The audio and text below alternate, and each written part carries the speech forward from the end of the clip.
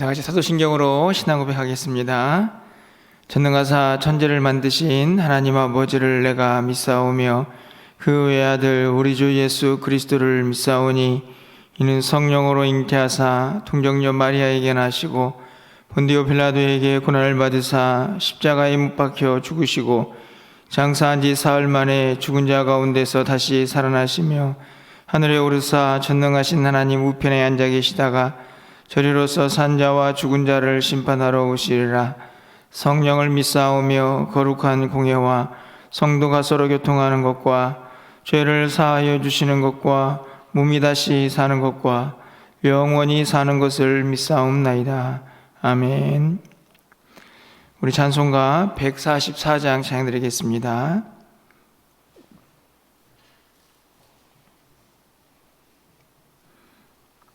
144장입니다. 예수 나를 위하여. 예수 나를 위하여 십자가를 질 때 세상 죄를 지시고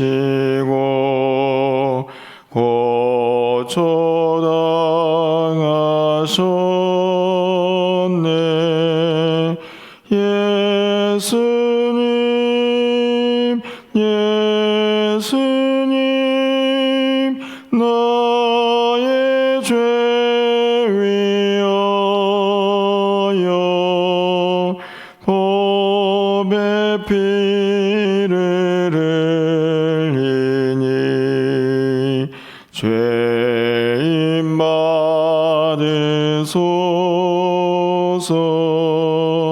십자가를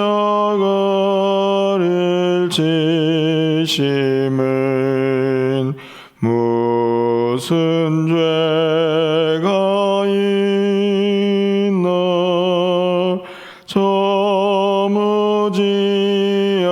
사람들 메시아 죽였네. 예수님 예수님 나의 죄 위하여 법의 피를 흘리니 죄인 받으소서.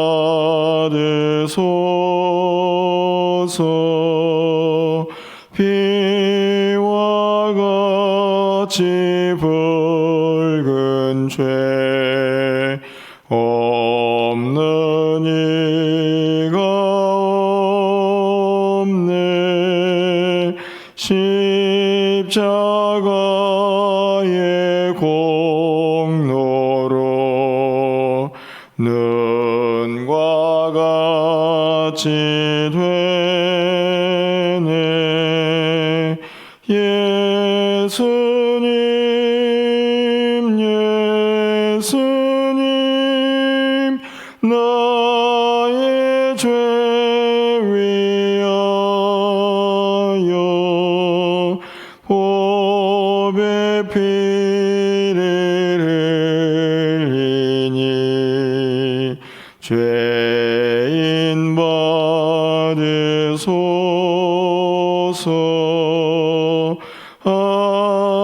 아름답다 예수여 나의 좋은 친구. 예수 공로 아니면 영원 영벌 받네. 예수님 예수님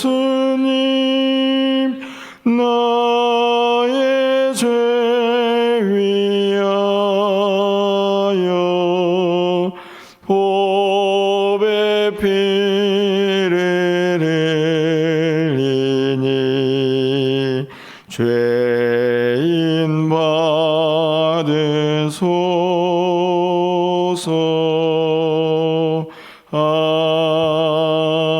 아멘. 하나님 말씀 보겠습니다. 레위기 16장 11절에서 22절까지 말씀입니다. 구약성경 171쪽에 있습니다. 레위기 16장 11절에서 22절까지 한 절씩 교독하고 마지막 22절은 함께 읽겠습니다. 아론은 자기를 위한 속죄제에 수송아지를 드리되 자기와 집안을 위하여 속죄하고 자기를 위한 그 속죄제 수송아지를 잡고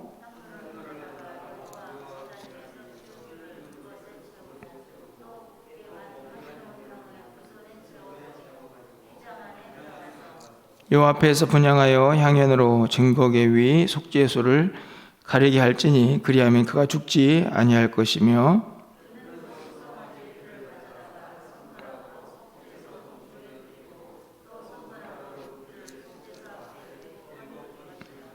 또 백성을 위한 속죄제 염소를 잡아 그 피를 가지고 휘장 안에 들어가서 그 수송아지 피로 행함같이 그 피로 행하여 속죄소 위와 속죄소 앞에 뿌릴지니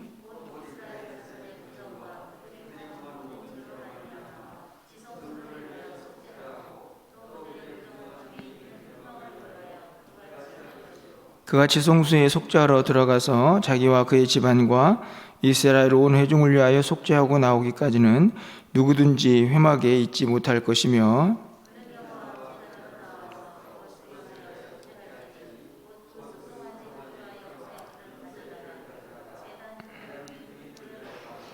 또 손가락으로 그 피를 그 위에 7번 뿌려 이스라엘 자손의 부정에서 제단을 성결하게 할 것이요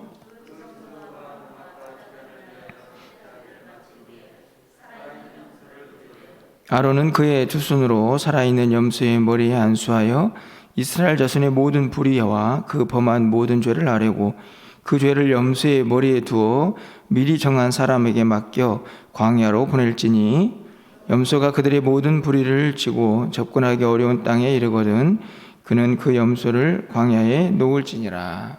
아멘. 할렐루야. 오늘도 새벽 예배 함께 하시는 분들을 환영합니다. 요즘은 아침마다 눈을 뜨면서 늘 감사의 기도를 먼저 하게 되는데요. 간밤에도 안녕했구나 이런 생각이 들기 때문입니다. 코로나의 증상이 목이 아프고 열이 나고 한다고 하는데 아침마다 목이 잠겨있지 않은 것에 대해서 이제 감사를 하면서 어제도 안전하게 또 하루를 살았구나 이런 생각이 드는 때를 보내고 있습니다. 여러분도 마찬가지겠지만 분명히 어제 만났는데 아니면 방금 만났는데 만난 사람이 전화를 해서 자기가 확진이 됐다고 괜찮냐고 안부를 묻는 그런 시대를 살고 있습니다. 이미 코로나에 확진이 되신 분들도 계시지만 되신 분들은 후유증 없이 이 시간들을 좀 잘 회복하시기를 바라고 또 아직 걸리지 않으신 분들은 좀 걸리지 않고 또 잘 이겨낼 수 있는 그런 은혜가 임하기를 간절히 소망해 봅니다. 우리 레위기 16장은 이 속죄일이라고 하는 우리가 일반적으로 뭐 대속죄일 이렇게 또 이야기를 하는 1년에 한 번밖에 없는 굉장히 엄청난 의식에 대한 기록을 하고 있습니다. 어제도 말씀을 들으셨겠지만 전체적으로 이 속죄일에서 우리가 살펴볼 수 있는 아주 중요한 내용 한 가지는 바로 그 안에서 예수 그리스도의 은혜를 우리가 직접적으로 느끼고 또 생각할 수가 있다는 사실이죠. 어제 10절까지 있는 말씀은 속죄일에 전체적으로 진행되는 내용을 간략하게 소개하고 있다고 하면 오늘 우리가 읽은 11절부터 22절까지는 그 내용을 조금 더 구체적으로 설명하고 있는 내용이라고 그렇게 우리가 이해할 수가 있습니다. 1년에 한 번 대제사장이 정해진 날짜에 딱 한 번 이 지성소 성막에서 가장 거룩한 곳이라고 말해주는 그곳, 특별히 지성소에서도 우리가 알고 있는 이 언약궤가 있는 속죄소라고 하는 그곳에서 정결의식을 행하고 있는 그 장면이 속죄일에 매우 중요한 내용으로 기록이 되어 있는데요. 오늘 우리가 읽은 이 본문에 그 단계가 세 단계로 구분이 되어 있습니다. 가장 먼저는 지성소를 정결하게 하는 모습, 그리고 나와서 번제단을 정결하게 하고, 그리고 맨 마지막에 준비된 아사셀의 염소를 광야로 보내는 장면까지 오늘 3단계가 차례차례 기록이 되어 있는 말씀인데요. 오늘 16절 말씀을 가서 먼저 보시면 지성소에서 언약궤, 증거궤라고도 하죠. 그 위에 있는 뚜껑, 그 뚜껑까지, 덮개까지 우리가 이제 속죄소라고 보통 불려지는 그 위에 피를 뿌려서 정결케 하는 모습이 기록이 되어 있습니다. 16절 말씀을 좀 가서 함께 보도록 하겠습니다. 함께 읽겠습니다. 곧 이스라엘 자손의 부정과 그들의 범죄한 모든 죄로 말미암아 지성소를 위하여 속죄하고 또 그들의 부정한 중에 있는 회막을 위하여 그같이 할 것이요. 먼저 제사장은 자기의 죄를 깨끗하게 하기 위해서 먼저 지성소에 들어가서 피를 뿌리고, 그 다음에 16절에서는 염소의 피로 이 백성들의 죄를 위하여 제사를 지냅니다. 우리가 좀 기억해야 할 것은요, 이 속죄일에서 물론 모든 백성들의 죄를 정결하게 하는 매우 중요한 그런 날이기도 하지만 16절에서 읽을 수 있는 것처럼 단순하게 백성들의 죄만을 위한 것이 아니고 지성소에 이 속죄소 위에 있는 그 모든 부정한 것들도 정결하게 하는, 쉽게 말하면 지성소, 더 나아가서는 회막, 성막 전체를 정결하게 하는 그런 날이기도 합니다. 왜냐하면 어떻든지 간에 뒤에 이제 번제단을 정결하게 하는 모습에서 살펴보겠지만 사람들이, 죄를 짓는 사람들이 오가는 곳이기 때문에 혹시나 그로 인하여 부정해졌을 것을 생각해서 성막 전체를 정결케 하는 날이 이 속죄일이다라고 생각을 하시면 되겠습니다. 여러분, 오늘 16절에서도 백성들의 모든 죄와 지성소 자체를 위해서도 이 제사를 지내고 있기 때문이죠. 여러분, 이제 그렇게 지성소에서 정결의식을 마치고 이제 제사장이 밖으로 나오겠죠. 그래서 이제는 회막에 있는 이 번제단을 정결하게 하는 내용이 18절에 기록이 되어 있습니다. 제가 읽어드리겠습니다. 그는 여호와 앞제단으로 나와 그것을 위하여 속죄할지니 곧 그 수송아지의 피와 염소의 피를 가져다가 제단, 귀퉁이, 뿔들에 바르고, 이것을 보면 그것을 위해서 속죄한다라고 말씀이 기록되어 있습니다.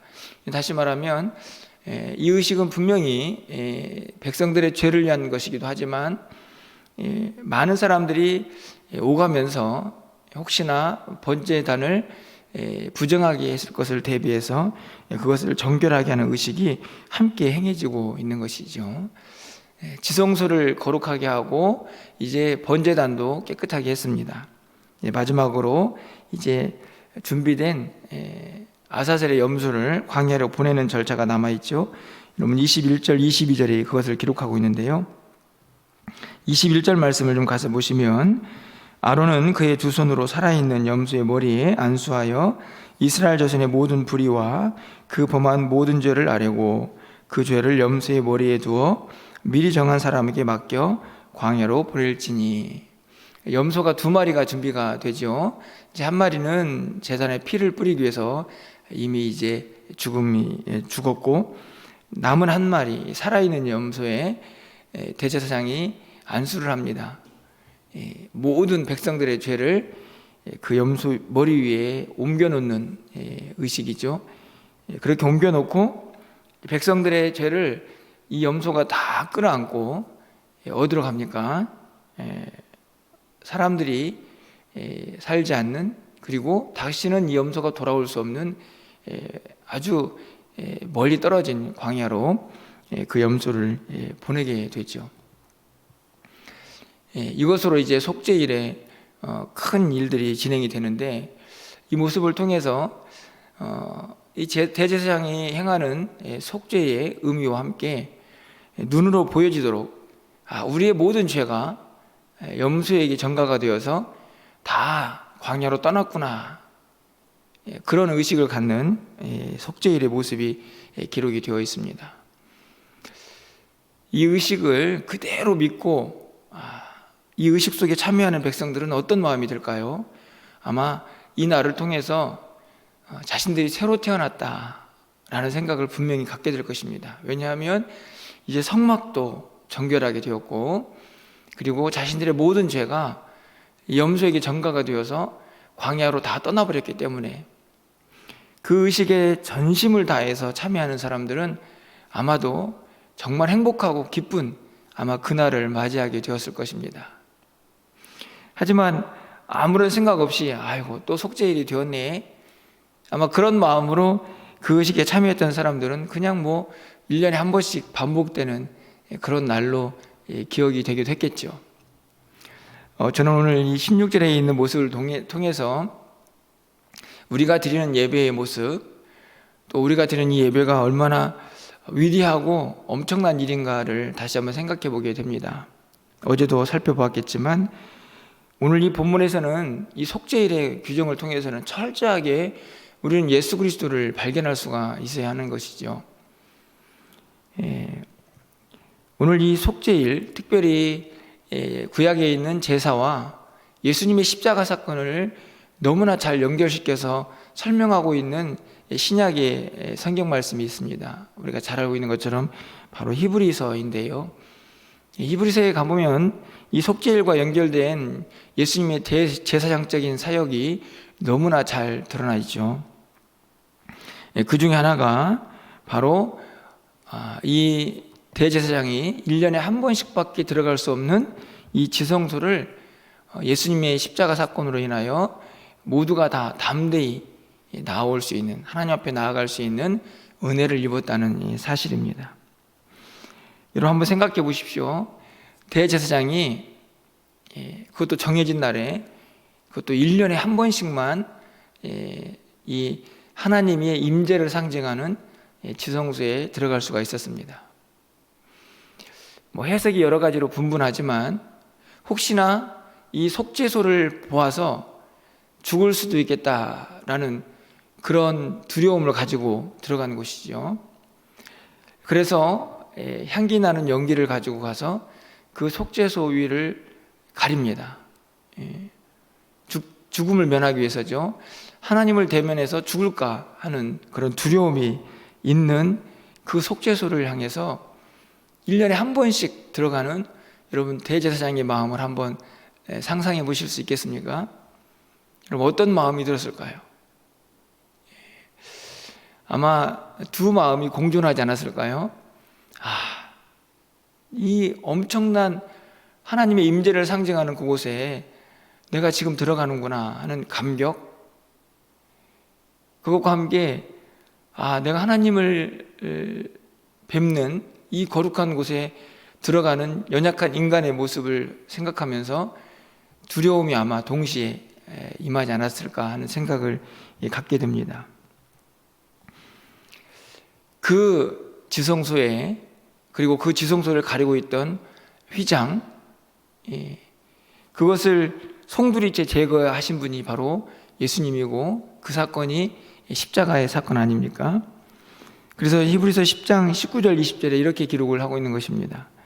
그러므로 형제들아, 우리가 예수의 피를 힘입어 성소에 들어갈 담력을 얻었나니, 여기서 말하는 성소는 지성소인데요, 그 길은 우리를 위하여 휘장 가운데로 열어놓으신 새로운 살 길이요, 휘장은 곧 그의 육체니라. 너무나 명쾌하게 설명을 하고 있죠. 그 휘장, 다시 말하면 대제사장이 들어가는 그 길을, 어찌 보면 하나님을 만나는 그 길을 가로막고 있는 그 휘장이 그 예수님의 십자가 사건으로, 그 육체로 십자가에서 그 몸을 찢은 것 같이 그 휘장이 찢어졌다 하는 사실을 분명하게 말씀합니다. 이것을 통해서 우리는 지성소에 들어갈 용기, 그 은혜를 입게 되죠. 분명하게 성경은 그것이 우리에게 얼마나 큰 은혜인가 하는 것을 우리에게 말씀을 합니다. 하나님 앞에 언제든지 마음을 먹고 나와서 하나님을 찬양하고 예배하고 그분을 만날 수 있는 이 놀라운 특권이 단 1년에 한 번씩밖에 구별된 사람에게만 허용되었던 그 일이 예수를 믿는 모든 사람들에게 주어진 그 놀라운 사건을 히브리서에서 분명하게 설명을 하고 있는 것이죠. 지금 여러분들이 지금 주님 앞에 나와서 예배하고 있는 이 모든 은혜가 바로 예수님의 십자가로 인하여 우리에게 주어진 것이라는 사실을 분명하게 가르쳐주고 있습니다. 여러분 어떤 마음으로 주님 앞에 나오시나요? 참 안타까운 것은 그렇게 놀라운 특권이 우리에게 주어져 있는데 요즘 예수를 믿는 사람들은 오히려 그 특권을 너무 가볍게 여기거나 또는 그 특권을 함부로 거부하거나 저버린다 하는 생각을 갖게 됩니다. 그렇지 않습니까? 여러분 한번 생각해 보십시오. 1년에 한 번인데 그 날 대제사장에게 무슨 일이 있었다. 그러면 다음에 그 대제사장이 들어가야 하지 않겠습니까? 그렇게 엄청난 그날 그 은혜, 그 특권을 그걸 누리지 못했을 때의 그 대제사장의 그 아픔과 고통을 한번 생각해 보신 적이 있으신가요?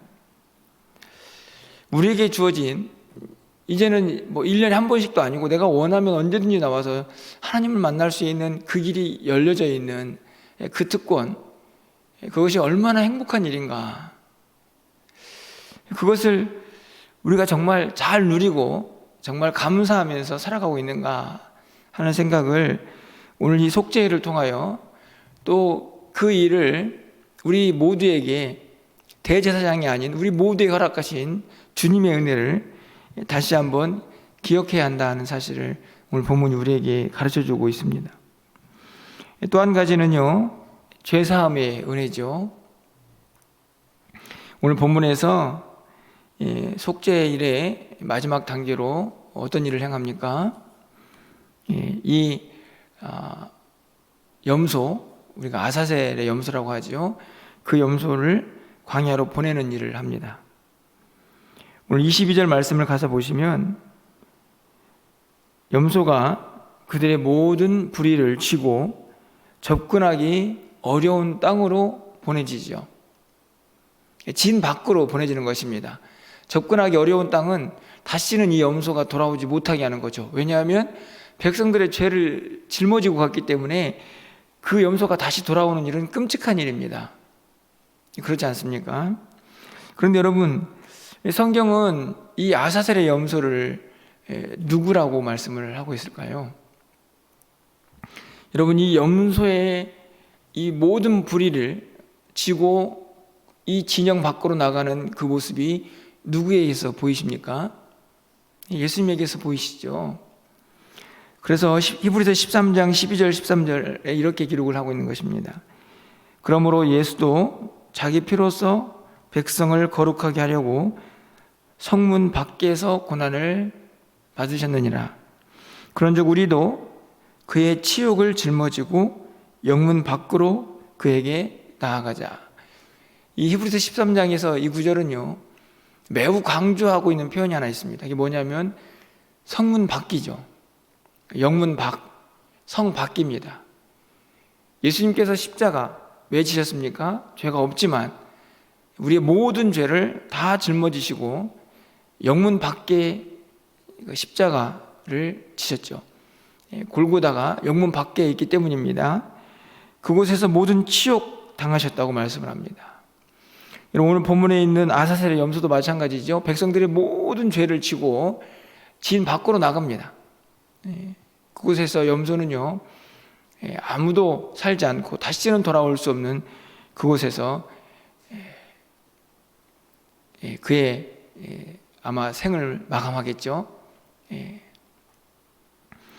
오늘 그의 모습을 히브리서 기자는 고스란히 예수님의 십자가 사건으로 연결시키고 있는 것입니다. 영문 밖, 성문 밖에서 우리의 모든 죄를 지고 치욕을 당하셨던 예수님, 그분은 죄가 없지만 우리의 죄 때문에 우리의 죄를 대신해서 그곳에서 고난을 당하셨다. 그래서 히브리서 기자는 분명하게 우리에게 요구하죠. 그러니 우리도 그에게로 나가자. 무슨 이야기입니까? 그분의 십자가가 있는 그곳으로 우리도 나가야 한다는 말씀이죠. 이 말씀은 다른 말씀이 아니고 우리도 그 길을 가야 하고 우리도 그 십자가를 짊어져야 하고 우리도 그 희생과 그 섬김을 본받아야 한다 하는 이 말씀입니다. 예수님께서 우리의 모든 죄를 짊어지시고 우리를 깨끗하다, 의롭다라고 하나님으로부터 인정받을 수 있도록 하시기 위하여 지셨던 그 십자가가 있는 곳으로 우리도 나가야 한다는 사실을 히브리서 기자가 우리에게 말씀하고 있는 것이죠. 우리 주님이 가신 길이 때문입니다. 우리를 위하여 가신 길이죠. 우리의 죄 때문에 가신 길이기 때문에 우리는 그 은혜를 생각하면서 감사하는 마음으로 그 길을 갈 수 있어야 한다라고 우리에게 분명하게 말씀을 하고 있습니다. 우리는 이 속죄일에 이 엄청난 사건을 어제, 오늘, 내일까지 16장에 있는 말씀을 가지고 살펴보게 될 것입니다. 여러분들이 특별히 구약에 참 많은 말씀들이 있지만 이 속죄일의 규정을 통해서는 반드시 예수님을 생각할 수가 있어야 합니다.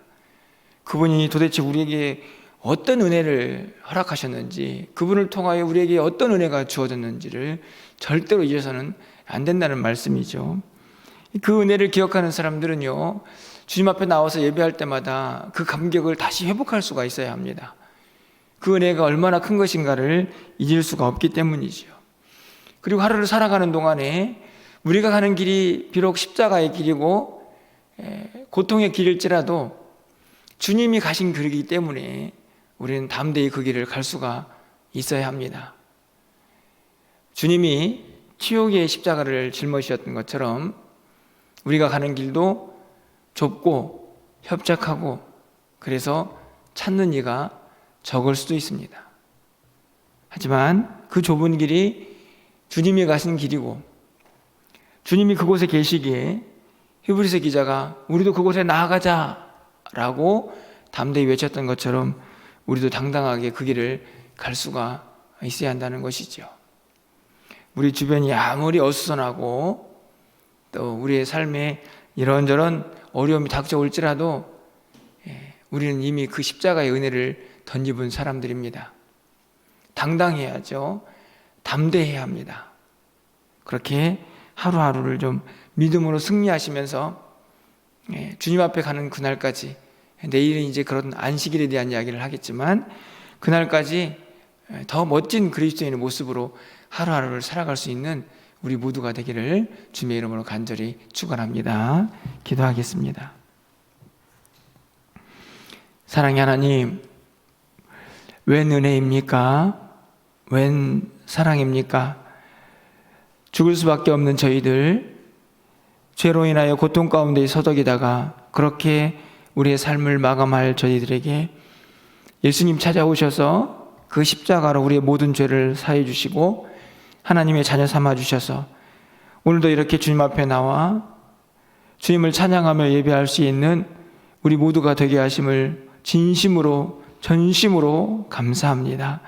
하나님, 그 은혜 잊지 말고 살게 하여 주시옵소서.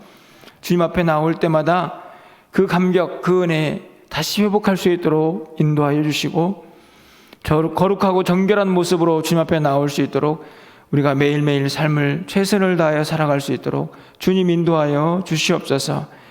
주님이 지신 십자가, 우리의 죄 때문에 당한 그 치욕의 십자가를 우리가 잊지 말게 하여 주시고, 이 땅을 살아가는 동안에 잠시 당하는 어려움과 고통을 너무 힘들다, 어렵다, 고통, 불평하지 않도록 주께서 우리 모두를 붙잡아 주셔서 담대하고 당당하게 주님이 하신 그 길을 우리 모두가 걸어갈 수 있도록 주께서 역사하여 주시옵소서. 참 힘들고 어려운 시간들을 우리 모두가 보내고 있습니다. 하지만 하나님, 너무 위축되지 않게 하여 주시고, 이 길을 가는 우리 사랑하는 성도들에게 건강도 주시고 믿음도 주셔서 이 일로 인하여 더 주님 앞에 가까이 나아갈 수 있도록 주께서 역사하여 주시옵소서. 사랑하는 성도들, 오늘도 마음을 열어 하나님 앞에 간구하며 나아갑니다. 우리의 기도를 들어응답하여 주시고 예배하신 은혜로 우리의 심령 가득히 채워지는 복된 시간이 될 수 있도록 주께서 역사하여 주시옵소서. 우리 교회가 계획하고 있는 많은 일들이 있습니다. 하나님 지혜 주시고 능력 주셔서 하나님께 영광이 되게 하시고 모든 것들이 하나님의 기쁨이 될 수 있도록 주님 도와 주시옵소서. 오늘 한 날 우리의 모든 삶을 주님께 의탁합니다. 사랑하는 성도의 출입을 지켜주시고 어디 있든지 간에 주님과 동행하며 마음껏 하나님을 높여드리는 귀한 한 날이 되게 하여 주시옵소서. 예수 그리스도의 이름으로 기도합나이다. 아멘.